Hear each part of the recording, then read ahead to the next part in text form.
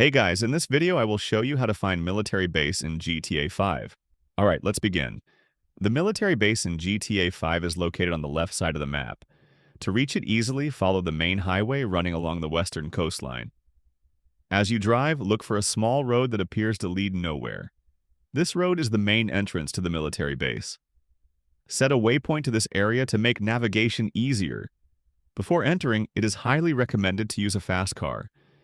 As soon as you cross into the base, you will receive a 4-star wanted level. Tanks, soldiers, and military vehicles will immediately chase you, so speed is very important.